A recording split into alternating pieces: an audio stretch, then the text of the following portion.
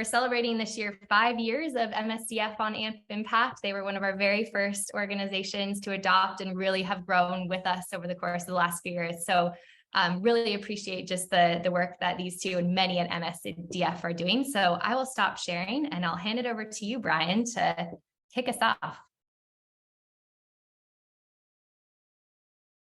Hi, everybody.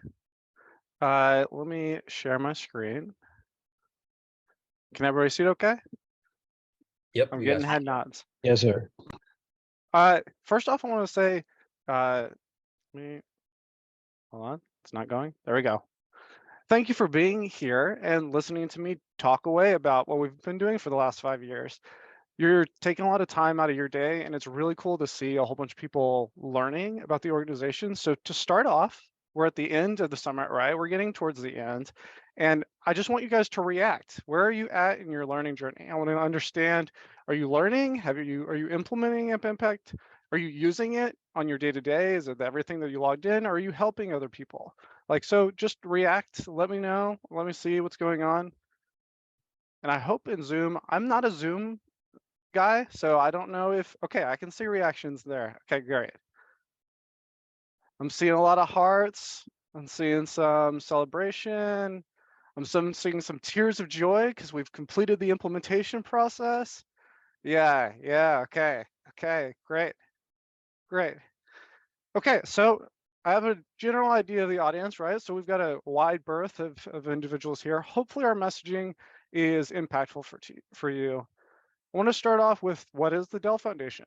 So we're a private foundation based in Austin, Texas, and we're focused towards giving children a better life in urban poverty, right? So we tackle that through focusing in grant making objectives in education, health, and also family economic stability, right? Our thought theory is like Maslow's hierarchy of needs. You have to be able to meet those hierarchy of needs to be able to push your learning even further. So why do you care about what we have to say, right?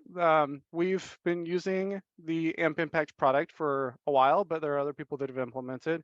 And I just want to talk a little bit about our history. So we've been on the AMP Impact product for 5 years. I actually was looking at our installed package yesterday to get these stats, and we installed it on 12/14/2017. And I think Zach earlier said that the package was available on 2017. So installed it the same year it was out, started using it a whole bunch, and it's been a great journey, right? We've implemented 578 projects through AMP Impact. That's across 2,000 separate reporting periods. And we have over 420 standard indicators that we're tracking against those objectives. So those are contributing all over the organization. We use it across 3 different regions and geos. And I wanted to give a shout out to the AMP Impact team, right? Especially Lauren Meehan, Alan Gudis, Peter Smith, Hannah McKinney. We've had a whole bunch of Vera team members that have helped us over the years just build our system and understand what's going. So in this session, we're going to talk about a couple things. First is Semonti is going to lead you through our programmatic strategies and how we structure outcomes at the Dell Foundation. And then I'm going to talk you through, as the technical expert, how we actually use AMP Impact and other tools to support those programmatic strategies and define our indicators, accept grantee reports, and really operationalize those reporting outcomes. With that, I'm going to kick it over to Semonti to talk outcomes framework. Hey everyone, so good to be here. So just a brief introduction. I'm Semonti. I've been with the foundation for 12 years now and lead the measurement and evaluation efforts. So when we were in the process of implementing AMP, that was also the first time in the foundation's history that we were moving from really thinking about what works at the grant level to defining a measurement and evaluation strategy that informs the foundation strategy at large. So there was a lot of thinking, but also I think anxiety around how we're going to, illustrate the impact that we see on the ground for every project and every investment that we make, but be able to not lose sight of that insight while we move into more of a standardized approach. So what we did was we actually started with a pilot that was not in AMP Impact. We used one of our portfolios who had been with the foundation for the longest in terms of strategy, and have our grantees kind of define this hierarchy for us, because we were trying to understand what the balance needs to be between standardization and then being willing to tell your story in your own metrics, right? So there's always that sort of balance that you have to strike. And what we ended up doing was really come up with a framework that kind of separated the purpose of metrics for very different objectives. And so what you're seeing here are really 4 buckets of indicators that we think about. Anchor statements are really sort of our grounding social impact goals at the organization level.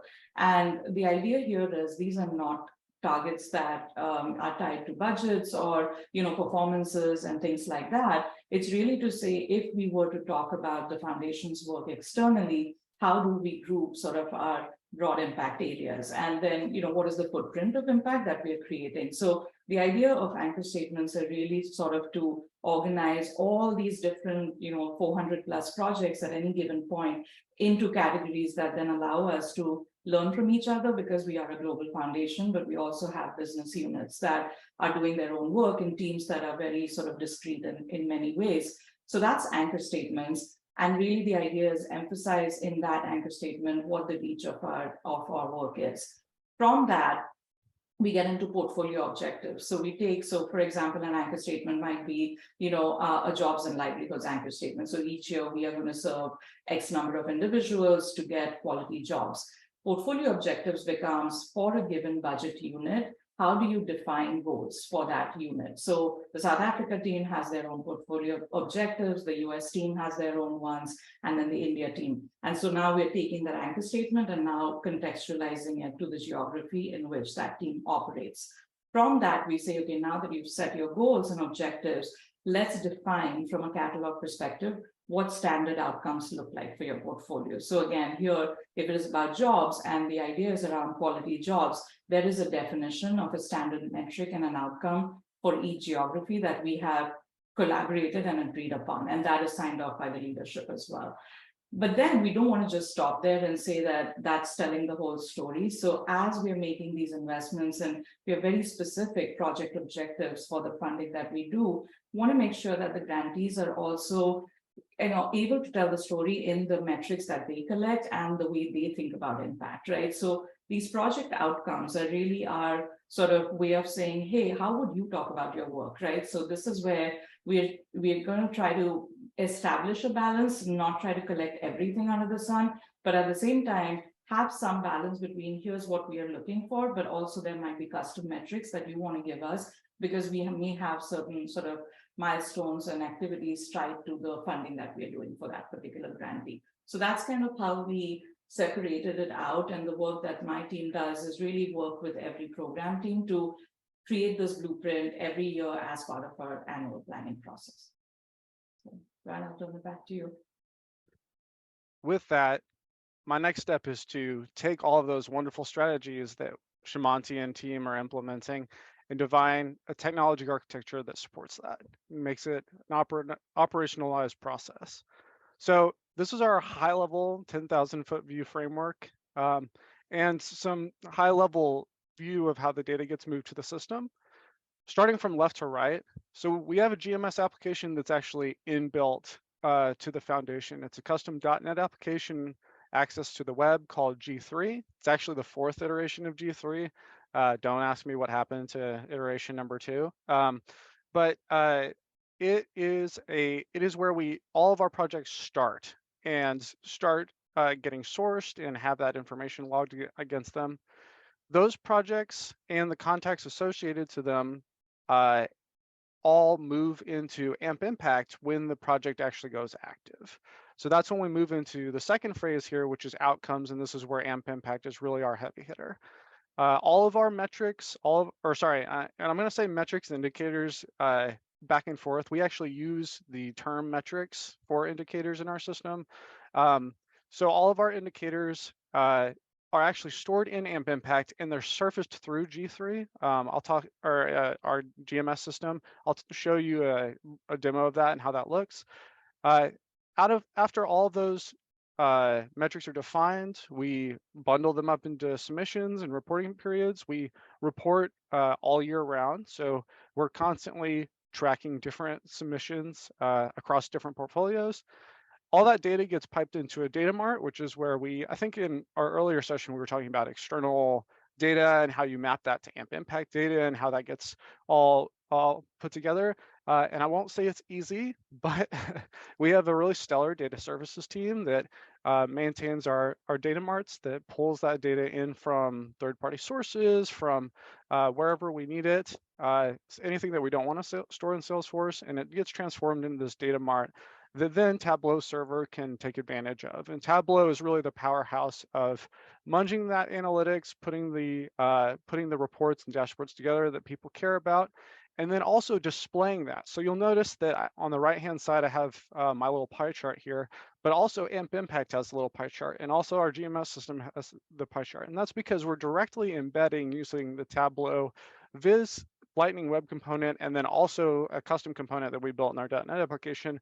We're highlighting that data from the data mart back into those external systems. So users we do have a web portal for Tableau that people can go and view dashboards for. And we, of course, just like everybody else, screenshot dashboards and put them into PowerPoints. You'll see that in my own deck. But we also do live refreshes and live embeds of Tableau dashboards. And given that we're using the same system to identify a user across these multiple platforms, the experience is seamless. They log in, the Tableau dashboards loads up. There's no extra buttons for them to click. So talking about the top level of the process, how indicators and targets are added to the project, all of that is done in our GMS system. And you can do this in AMP Impact as well. And we do have the add results screen on our projects in AMP Impact, but really where we have most of our work being done is in our GMS system. So you'll see on the left-hand side, or on the right-hand side, let's just go through it. And then I actually have, because these screenshots are small and hard to read, I'll show you a bigger live demo. But we first assign objectives to projects, and internally we call objectives goals, but these are the objectives that fit in within the framework that Semonti mentioned earlier. Once those objectives are assigned to a project, then we map them to indicators, and we have a catalog of 420 standard indicators, and those standard indicators are grouped by objective. So depending on the objectives that you assign to the project, the program officer, the end user, is only not seeing that 420 list of catalog. They're seeing only the indicators that they care about and are available to them. Once they add indicators, they can add annual targets within the system. And finally, once that outcomes template is defined, the GMS system has a review and approval process. So the M&E team is heavily involved at the beginning. One of the challenges that we were having about 2 years ago is program officers would go and define all these custom metrics and awesome metrics, and they never got reviewed until the project was active, it was going, and by the time the M&E team got to it, they were like, oh wait, hold on, like we actually need to adjust some of these indicators. They don't really align. So this solution allows us to move these indicators up into the project management lifecycle and actually provide review and approval. Just to note, there's actually no indicator or target information stored within the GMS system. And I'm going to use this as an opportunity to pivot over to the live demo. So all of the information that you see here in this metrics and target view are stored within Salesforce and queried dynamically via we have a REST API system that puts it back together. This is equivalent to your add results, manage projection screen in AMP Impact, but it allows you to export targets, you can export metrics, and view a list of metrics. We have to use this system right because our GMS is outside of Salesforce, but take a look at what AMP Impact does because it's great too. With that is the beginning of the project lifecycle, and now we dive straight into AMP Impact. And so our primary users of AMP Impact is our M&E team. We have the project is active, we have the outcome, the indicators and targets assigned, and the M&E team utilizes AMP Impact to measure those and provide a reporting plan. So the first thing that they're going to do once the indicators are assigned to the project. And again, this is all automatically getting set in that GMS system. There's no manual configuration until we get to submissions and reporting periods. And so we haven't yet built out a customization. That may be something in the future where you can really quickly launch a list of reporting periods. But today, the team members will define a list of reporting periods and assign metrics or indicators to those reporting periods based off of the frequency of the indicator that we want to report on. And so once that process is reviewed or is created, and that we call that a data submission plan is created for a specific project, our POs will actually go and we have an approval process in Salesforce. That's the power of having it on Salesforce, right? Is you can build these customized business processes around the AMP Impact product that allows them to actually go through and review the submission approval plan at the beginning of the project and give their okay. And you'll notice that there's no, actually this project indicator approval history is blank, but what we also do just for reporting purposes is every time that data goes and it gets manipulated, we take a snapshot of it. And because we wanted, when we were building the system out, to be able to see, like, how did indicators change over time? Did somebody remove an indicator? Did someone add an indicator? So we do have a log. It's not a very pretty log. It's just a JSON, or it's just a log of code that you can see, but it allows us a really easy way to visualize and export what changes have been made to that indicators for that project over time. Now, once we have that all set up, we're at the point where we have our projects assigned to indicators, our indicators are assigned to reporting periods, and we have our data submission plan going. This is where we get into the cool part of grantees and the grantee experience. So we use Salesforce Experience Cloud to host a portal for grantees to be able to submit this data across all geos.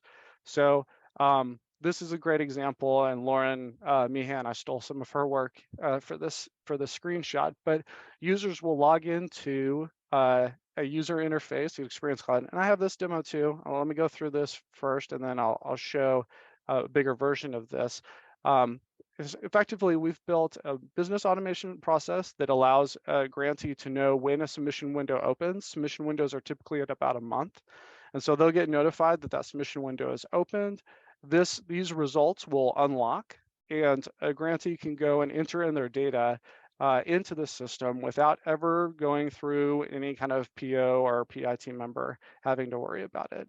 Once the data has been entered, it's automatically stored as results in AMP Impact, and they just hit the submit button up top. And once that data gets submitted, it goes through an approval process. So every submission that we have goes through an approval process for both the M&E team and also program officers, so that we have double confirmation that data looks good, it's what we expected, or maybe it's a little off, but it's a forcing function for us to be aware of the data that we're collecting and the information we collect. But it's a very operationalized process. There are email notifications that go out through the entire process that allow the grantee to really know what's going on and where their data is at within the process.